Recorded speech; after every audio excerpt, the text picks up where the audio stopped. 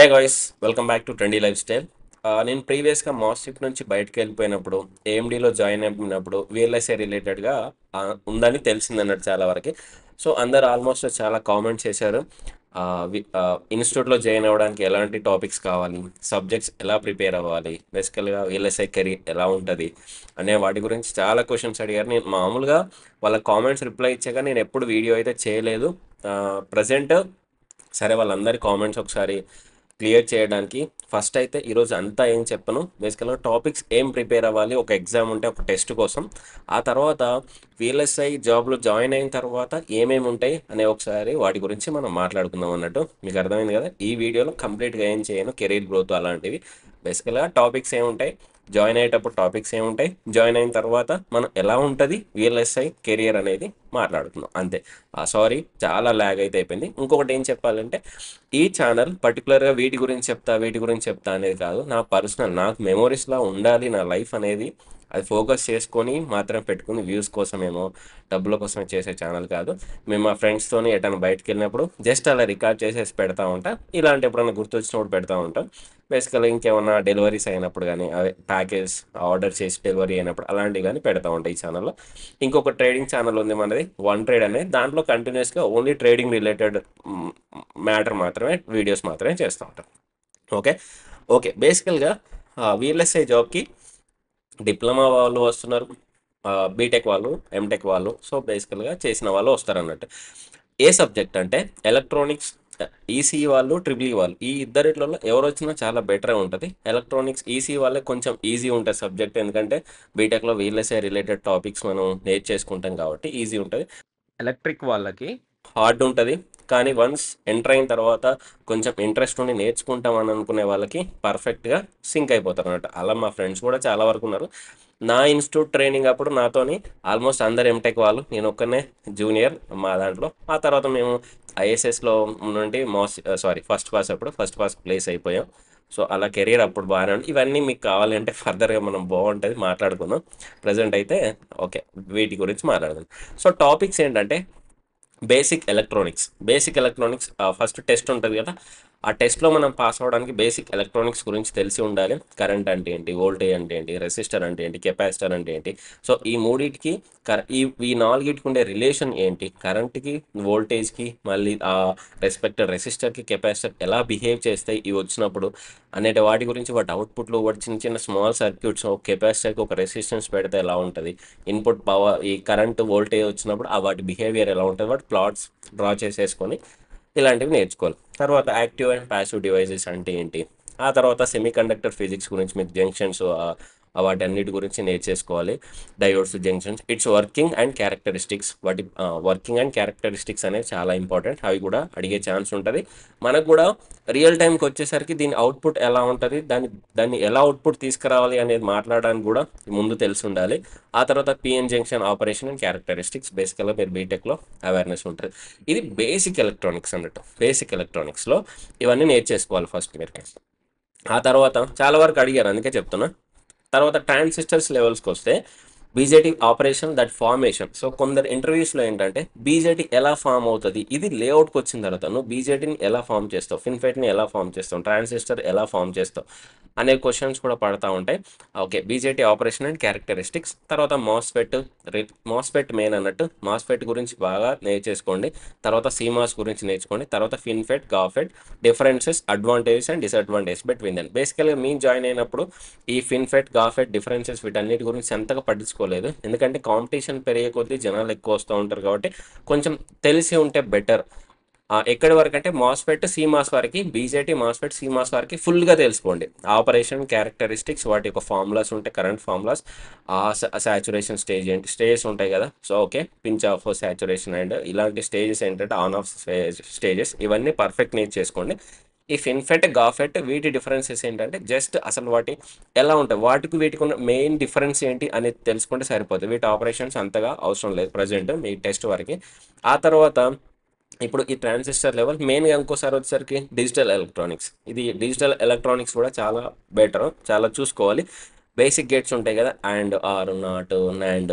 So బేసికల్గా వీటి XR, నార్ వీటన్నిటి గురించి మీరు నేర్చేసుకొని పెట్టుకోవాలి. వాటి డయాగ్రామ్స్, వాటి ఇన్పుట్స్ ఎలా ఇస్తే అవుట్పుట్స్ ఎలా వస్తాయి, వాటి యొక్క ప్లాట్స్, వాటి యొక్క కొన్ని స్కిమాటిక్స్, మళ్ళీ యాండ్ని యూజ్ చేసి నార్ నాట్ చేయడం ఇలాంటివి ఉంటాయి కదా కొన్ని. అంత పర్ఫెక్ట్గా గుర్తులేదు, అప్పుడెప్పుడో చదువుకున్న చిన్నప్పుడు. సో ఇలా వాటిని యూజ్ చేసి వీటిని ఎలా ప్రిపేర్ చేస్తాం అనేది మెయిన్ ఇంపార్టెంట్ అన్నట్టు. ఈ గేట్స్ని యూజ్ చేసి ఇంకొక గేట్ ఎలా తీసుకొస్తాం, ఈ గేట్ని యూజ్ మనకి ఈ గేట్స్ అవైలబుల్ ఉన్నాయి, వీటిని యూజ్ చేసి ఇంకో ఆపరేషన్ ఎలా తీసుకొస్తాం అనే వాటిపైన. యూనివర్సల్ గేట్స్ అంటే ఏంటి, యూనివర్సల్ గేట్ని యూజ్ చేసి ఇవి ఎలా ప్రిపేర్ చేస్తాం అనేవి. XOR, XNOR, MUX, D flip flops, its working and truth tables compulsory ఉండాలి. ఇవన్నీ నేర్చేసుకోవాలి. నెక్స్ట్ బులియన్ ఎక్స్ప్రెషన్స్ కూడా చాలా వరకు ఉంటాయి, చాలా వరకు చూసేసుకోండి. ఆ తర్వాత ఇది అయిపోయింది కదా. తర్వాత నెట్వర్క్స్ వస్తే ఓమ్స్ లా కానీ, voltage and current dividing rules కానీ, కేసీఎల్, కేబిఎల్ ఈ సర్క్యూట్స్ ఉంటాయి కదా. ఇవి ఎక్కువ టెస్ట్లో అడుగుతారు బేసికల్గా. మన రియల్ టైంకి వచ్చేసరికి, మామూలుగా లేఅవుట్కి వచ్చేసరికి కేసీఎల్, కేవీఎల్ అంతా పట్టించుకోం మనం, అంతా చూడం. కానీ మామూలుగా కరెంట్ ఎలా డివైడ్ అవ్వాలి, ఆ రౌటింగ్లో ఎంత కరెంట్ ఎటు వెళ్ళాలి, వాటి మెజర్మెంట్స్ ఏంటి, ఓకే, ఒక ట్రాన్సిస్టర్ ఎంత కరెంట్ జనరేట్ చేస్తుందో ఆ ట్రాన్సిస్టర్ నుంచి నెక్స్ట్ దానికి వెళ్ళేటప్పుడు ఎంత మెటల్ రౌటింగ్ చేయాలి అనే వాటికి యూజ్ అవుతుంది. కానీ కేసీఎల్, కేవీఎల్ సర్క్యూట్స్ అన్ని మనకు వరకు లేఅవుట్ వరకు యూస్ అవ్వవు. ఓకే. ఆ తర్వాత ఇప్పుడు ఇక్కడ వరకు వచ్చేసిన తర్వాత ఇప్పుడు జస్ట్ ఇవన్నీ మామూలుగా తెలుసుకుంటే సరిపోతుంది. నెక్స్ట్ నుంచి ఇప్పుడు ఇంతవరకు చూసినవి ఏంటంటే పర్ఫెక్ట్ ఎగ్జామ్ కోసం పర్ఫెక్ట్గా చూడాలి మీరు. ప్రతిదీ నేర్చేసుకొని పెట్టుకోవాలి, ఎందుకంటే కాంపిటీషన్ పెరిగితే ఎగ్జామ్ హార్డ్ ఉండే ఛాన్సెస్ చాలా ఎక్కువగా ఉంటాయి.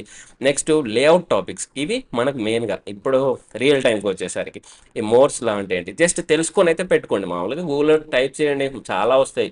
ఓ చెప్తేనే ఇన్స్టిట్యూట్కి వచ్చి నేర్చుకుంటేనే సబ్జెక్ట్ కాదు, మీ ఓన్గా ట్రై చేయండి, నేర్చేసుకోండి, నేర్చుకున్నా కూడా వచ్చేసాయి కదా, అలా అయినా సరిపోద్ది. మోర్స్ లా అంటే ఏంటి, అసలు ఐసీ ఫ్యాబ్రికేషన్ ఎలా జరుగుతుంది, స్టెప్ బై స్టెప్ ప్రాసెస్ ఏంటి, ఆ తర్వాత బాడీ ఎఫెక్ట్ ఏంటి, సెకండ్ ఆర్డర్ ఎఫెక్ట్స్ ఏంటి, ఫస్ట్ ఆర్డర్ ఎఫెక్ట్స్ ఏంటి, ఇవన్నీ నార్మల్గా మీకు ఐడియా ఉంటుంది. బీటెక్ చేసిన వాళ్ళకి కొంచెం మళ్ళీ ఒకసారి డెప్త్గా చూసేసుకుంటే వస్తే బెటర్. బాడీ ఎఫెక్ట్స్ ఏంటి, లాచ్ ఎఫెక్ట్ ఏంటి, యాంటీనా ఎఫెక్ట్ ఏంటి, ఎల్ఓడి, డబ్ల్యూబీ, ఎస్టీఐ, ఇవేంటంటే రియల్ టైంకి వచ్చేసరికి ఇవే main issues to the transistors అన్నట్టు. వీటిని ఓవర్కమ్ చేస్తూనే నెక్స్ట్ లెవెల్స్ ఆఫ్ ట్రాన్సిస్టర్స్ వస్తున్నాయి. మాస్ఫెట్ కానీ, సీమాస్ కానీ, ఫిన్ఫెట్, గాఫెట్, ఈ ఇష్యూస్ని ఫస్ట్ ఆర్డర్ సెకండ్ ఆర్డర్ ఎఫెక్ట్స్ని క్లోజ్ చేసుకుంటూనే కొత్త కొత్త డివైస్ వస్తున్నాయి అన్నట్టు. అది మీరు అర్థం చేసేసుకోవాలి.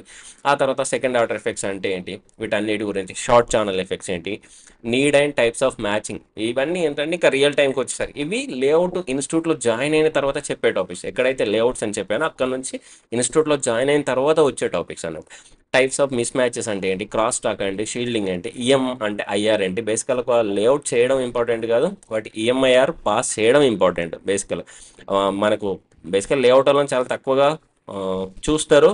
బట్ ఈఎంఐఆర్ అనేది క్లీన్ చేసేయాలి, క్లీన్ చేస్తేనే మనకు బెటర్గా ఉంటుంది.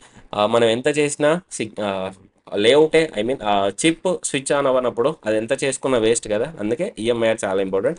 ఫింగర్స్ అండ్ మల్టీప్లేయర్స్ అంటే ఏంటిది, పారాసిటిక్స్ అంటే ఏంటి, ఇవన్నీ ఏంటంటే రియల్ టైంకి వచ్చేసరికి మీకు అవన్నీ తెలుస్తాయి.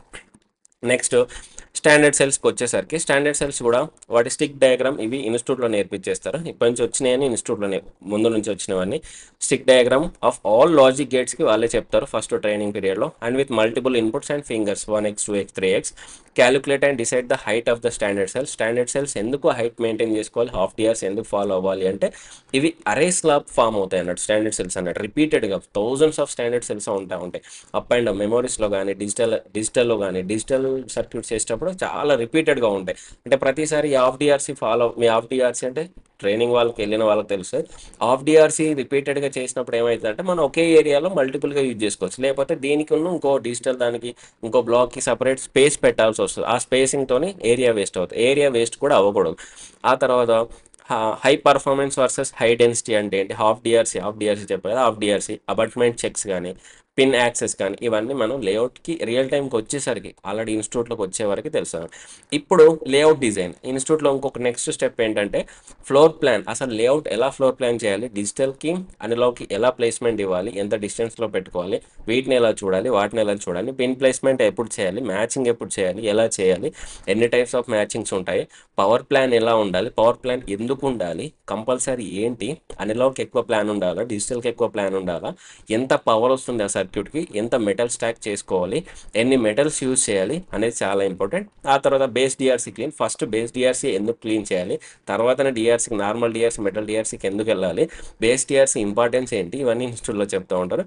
సిగ్నల్ రౌటింగ్ అండ్ షీల్డింగ్, అసలు సిగ్నల్ రౌటింగ్ ఎలా చేయాలి, ఏ టైప్ ఆఫ్ సిగ్నల్ రౌటింగ్ చేయాలి, ఆ తర్వాత నెక్స్ట్ షీల్డింగ్ ఎందుకు చేయాలి, షీల్డింగ్ ఎలా చేయాలి, ఆ తర్వాత ఈఎం రౌటింగ్ ఏంటి, LVS and DRC final cleaning ఏంటి, ఎల్విఎస్ డిఆర్సీ ఏంటి. ఓకే, ఇవన్నీ మనకి ఇన్స్టిట్యూట్లో వస్తాయి. Operation of each block and make a note of block diagrams and constraints of every block. So ఇన్స్టిట్యూట్లోకి వచ్చిన తర్వాత వీటన్నిటిని మీరు ఆపరేషన్ చేసుకొని పెట్టుకుంటే ఎవరైనా ఇంటర్వ్యూలో అడిగినప్పుడు కూడా మనకు బెటర్గా ఆన్సర్ ఇవ్వడానికి ఉంటుంది. ఆ తర్వాత ఇప్పుడు technologies, differences between technologies. Once institute నుంచి బయటకు వచ్చిన తర్వాత రియల్ టైంకి వచ్చేసరికి నోట్స్ ఉంటాయి అన్నట్టు. 3 నానోమీటర్, 2 నానోమీటర్, 5 నానోమీటర్, 6, 7, సో ఇలా 28 నానోమీటర్, 48 సంథింగ్. ఆ తర్వాత హయ్యర్ నోట్స్ 300+ కూడా ఉంటాయి, పవర్ మేనేజ్మెంట్ బ్లాక్స్. ఇలా డిఫరెంట్ ఆఫ్ నోట్స్ ఉంటాయి. 16 నానోమీటర్. ఈ వీటన్నిటికీ డిఫరెన్సెస్ ఏంటి, ఆ లేయర్స్ డిఫరెన్సెస్ ఏంటి, లేఅవుట్ డిఫరెన్సెస్ ఏంటి, ఎలా పవర్ అక్కడ రౌటింగ్ ఎలా ప్లాన్ చేస్తున్నావు, సిగ్నల్ రౌటింగ్ ఎలా ప్లాన్ చేస్తున్నావు, మ్యాచింగ్ ఎలా చేస్తున్నావు, ఎక్కడ ఎక్కువ చేస్తున్నావు, ఎక్కడ తక్కువ చేస్తున్నావు, అసలు డెన్సిటీ ఏంటి, అక్కడ డెన్సిటీకి ఏం వాడుతున్నావు, ఇక్కడ డెన్సిటీకి ఏం వాడుతున్నావు. సో ఇవన్నీ మనకు రియల్ టైం ఎగ్జాంపుల్స్కి వచ్చేసరికి యూజ్ అయితే. స్కేలింగ్ అంటే ఏంటి, DRC, voltages, layers, set of poly pictures, special layers. So ఇవన్నీ మనకు రియల్ టైం. ఎక్కడి నుంచి లేఅవుట్ టాపిక్స్ వచ్చినప్పటి నుంచి రియల్ టైము. అంతకుముందు ఏంటంటే ఎగ్జామ్ ప్లస్ ఇంటర్వ్యూకి యూజ్ అయ్యే ఛాన్సెస్ ఎక్కువ ఉంటాయి.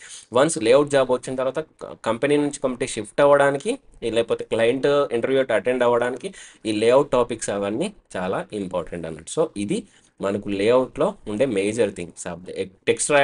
ఎగ్జామ్ రాయడానికి ఫస్ట్ 1, 2, 3, 4 టాపిక్స్. తర్వాత ఇంటర్వ్యూకి వచ్చేసి జాబ్ వచ్చేసిన తర్వాత ఇన్స్టిట్యూట్లో ఉన్నప్పుడు రిమైనింగ్ నేర్చుకోవాల్సింది. సో ఇది మన వీడియో.